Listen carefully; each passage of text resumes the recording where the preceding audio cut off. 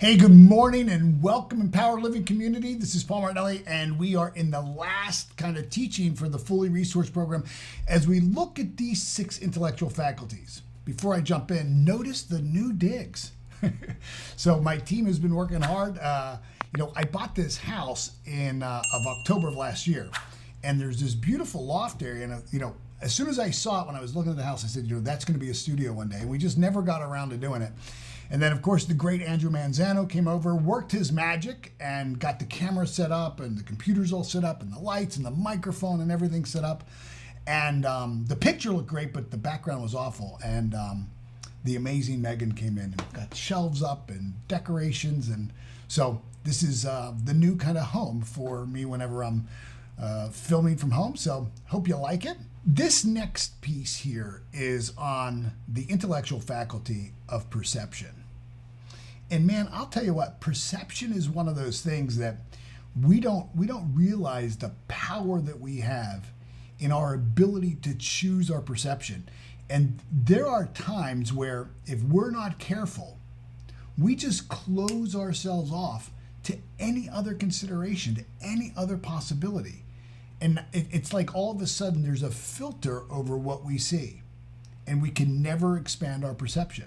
So we're going to go to the tape for the Fully Resourced program. This clip is about 9 or 10 minutes. So enjoy this clip, and I'll see you on the other side. Be well.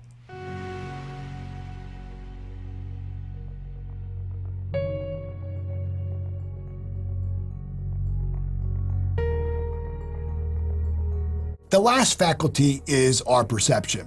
I love how Dr. Wayne Dyer taught that when we change the way we look at things, the things we look at change.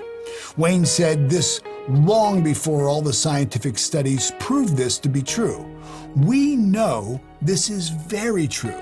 Our perception of things sets those things into creation. Dr. Masaru Emoto of Japan shows in his studies the effect of both positive and negative energy on the formation of ice crystals. And it's fascinating to read and study how we perceive our world is a causative energy. When we change our perceptions, we change our thinking, which in turn must change what we, as causative beings, create. This is most powerful when we apply this to our own lives. When we change the way we look at ourselves, we begin to change. As I've shared in this program, my perception of myself for the first 25 years of my life was that I was dumb and I was stupid. I truly believed and perceived myself to be dumb and unable to learn. I went through elementary, through junior, and through the first 2 years of high school without ever reading a book. And I never got higher than a C- in any of my classes. Truly, my results reflected my perception of myself and the image I built of who I was. It wasn't until I began to work and develop this faculty that my image would begin to change. I had to challenge my perceptions and the belief they would create. One really powerful example of this was when I learned that not everyone learns the same way. I know this is widely accepted today, but for me, back in 1990, it was monumental. I had no idea that it was possible for a child to be smart and to be trapped in a system that was trying to teach them in a style that was impossible for them to learn. See, I'm a kinetic learner. I have to feel and touch things to learn best. I have to be moving around, maybe rocking back and forth in order to focus. Could you just imagine being a second grade teacher trying to teach a class full of kinetic learners? Luckily for the teacher, there aren't many of us. But the ones in the classroom present a really challenging setting for the teacher who's trying to get all the other 25 kids to sit still and listen. I would be sitting at my desk, kicking the chair in front of me, rocking back and forth on the chair on the back 2 legs, or banging my pencil on the edge of the desk, and the teacher would tell me to stop fidgeting and pay attention. Little did she know I was paying attention. In fact, that was the only way I knew to pay attention. When she made me sit still, my brain shut down and I stopped learning. I was a kid that was always, sitting on the floor out in the hallway because I was considered a behavior problem. As I began to learn about learning styles, it was like everything in my childhood began to make sense. Add this to the DISC personality assessment. I was and am a high D, meaning I was direct, demanding, dominant. Well, I was a teacher's worst nightmare, and they were mine. As I learned about this learning style and what I would learn about how our beliefs are created and how our perceptions are formed, I learned to change my perception of myself and my ability to learn. I changed from believing that I was dumb and stupid to adopting a new, more serving belief that I was highly intelligent. I just had some bad teachers along the way. They weren't really bad, they were just ignorant. They went to school and they were taught that this is how you teach and this is how children learn. And they were wrong. Not every child learns from reading, remembering, or repeating. Not every child learns from, reading the chapter in the book. Not every child learns from watching the film and taking notes. Not every child learns from listening to the teacher explain things on the chalkboard or the overhead projector. Some children learn by feeling, touching, experiencing. But sadly, very few teachers back in the 1960s and 1970s were taught this. What they were taught was that when a child gets out of their seats, or talks in class, or interrupts with an endless rant of why, that they're a behavior problem. So our perceptions, like our beliefs, need to be challenged and explored. And it's highly likely and very probable that you perceive and believe things about yourself that are simply not true and that do not serve you. This is not an excuse to give yourself a pass or to create a scapegoat for your shortcomings. It is not my fault that my teachers didn't know better, but it is my responsibility now for me to become better. As we go on in this course, we will look at our perceptions and the beliefs we have that hold them in place, and we will explore if they are the truth and if they serve us. And what most of our teachers never taught you is that you do get a do-over. You do get and you can go back and explore those limiting perceptions and change them and adopt a new and much more empowering perception for your life. All I can say to you at this point is if you are at all like me, you are learning this at a time when you find yourself in struggle, at a time when things just don't seem to be going your way, at a time when you think the cards are stacked against you or that you have very little hope of ever breaking free from your current conditions and circumstances. If you in any way identify with any of those feelings, your life is about to get a whole lot better, and your expectations for your future should be raised higher than they have ever been. Because I can tell you with complete integrity, if you will stick with this program and complete the exercises to the best of your ability and in the spirit of giving it your best, your results will be forever changed for the better. You will begin to see and experience a transformation in your life that you never thought possible. I'm reminded of the words of Napoleon Hill, the author of the book that changed my life, Think and Grow Rich, when he said, "Riches begin to come. They will come so fast and so furiously, you'll wonder where they were hiding all those lean years." My life is living proof of those words. I've created those types of results in my life, but that is of little importance to you. What is of importance to you is that I'm not an unconscious competent. I'm a conscious competent. I know how to do it, and I know that I know how to do it. And I know that I know how to help you do it. And perhaps most important to you is that I want to help you do it. I believe it's my calling to help you do it, and I have proven results in the lives of hundreds, even thousands of people that I've helped do it. So are you ready to go deeper with me? Because I'm ready to go deeper with you. All right? So let's do this. Boy, I just love this idea about taking personal responsibility.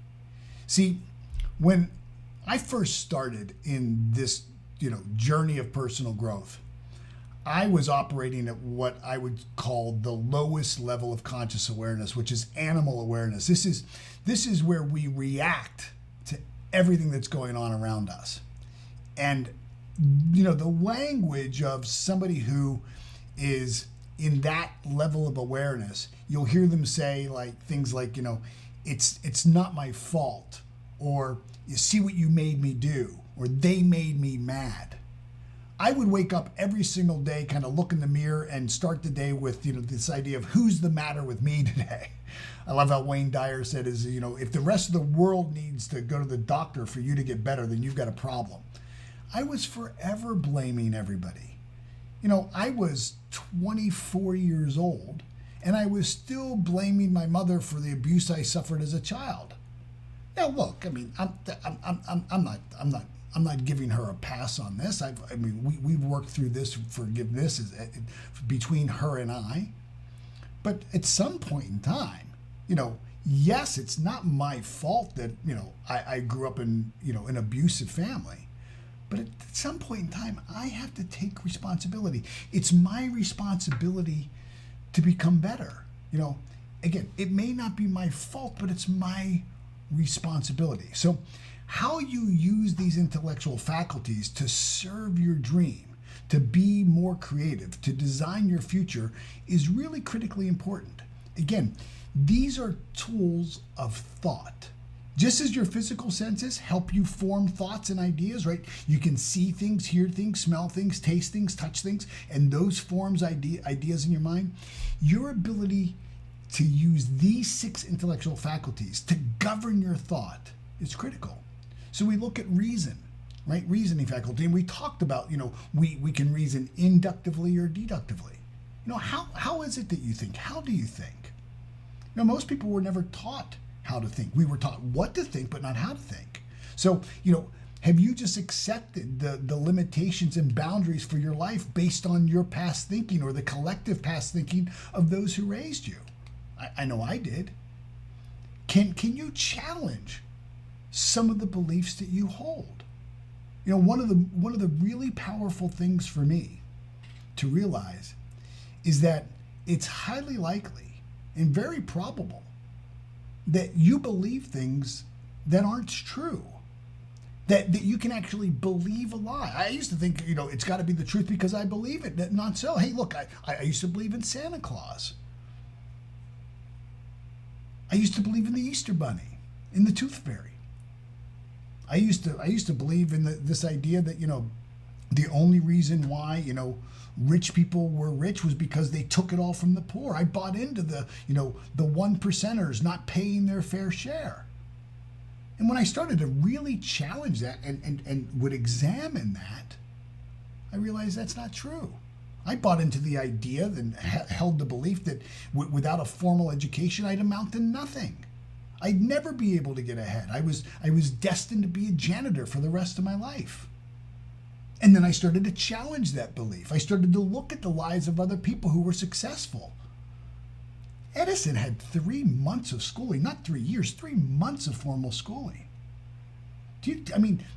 Almost, it's almost comical. Statistically, if you want to get wealthy, drop out of school. There's many more high school dropouts who become millionaires than you would believe. So can you challenge some of the beliefs that you hold and see if they truly serve you? What are some of your beliefs around your potential? Do you see yourself having unlimited potential? Or have you just allowed yourself to accept a limitation without really, putting yourself through a test? See, you owe it to yourself to really test the boundaries of your thinking.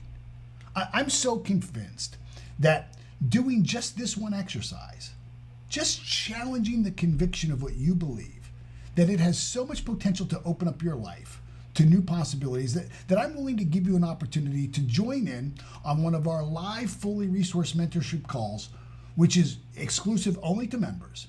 And all you have to do is take some time, and I want you to reflect on the boundaries that you've put up.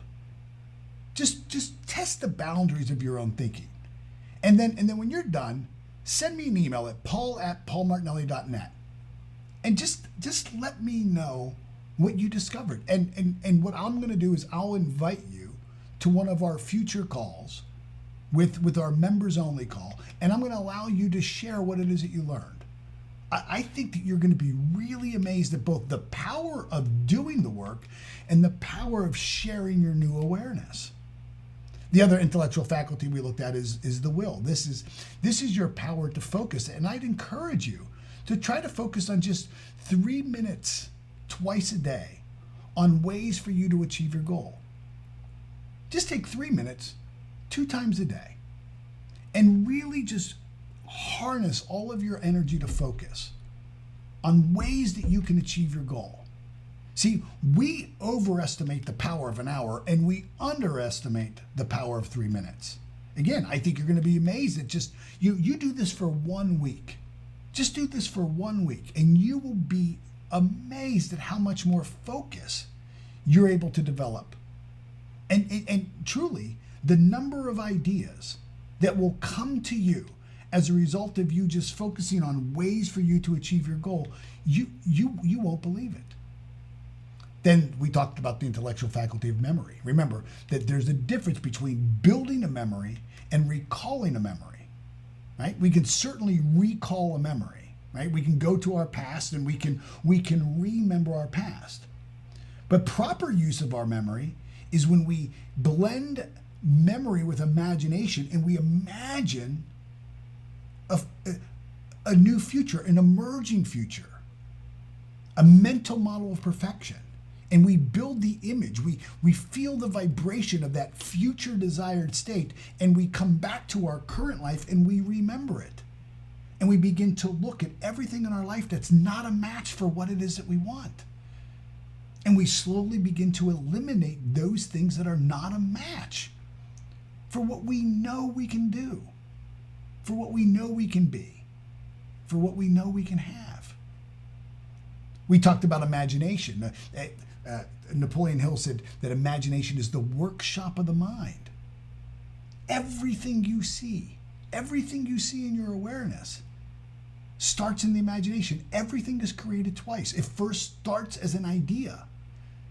And then through the creative process that we're going to talk in this next series coming up, where we're going to talk about the creative laws, through a lawful process, the ideas that we form in our mind and the energy signature of that begins to move into form and is manifest into physical form. Then there's intuition. This is our sixth sense. It's our gut. This is our ability to truly tap into the frequency of vibration of anything. See, everything you want is already here.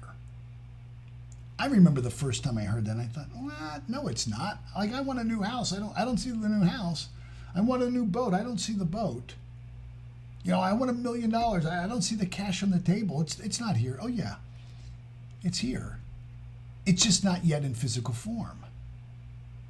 Everything you want is already in the mind of God.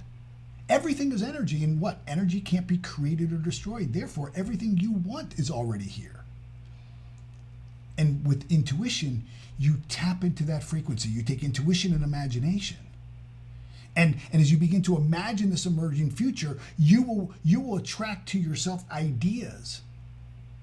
And what you want to do is you want to ask yourself, if I act on this idea, will it move me closer to my dream? And if it does, then you've got to move.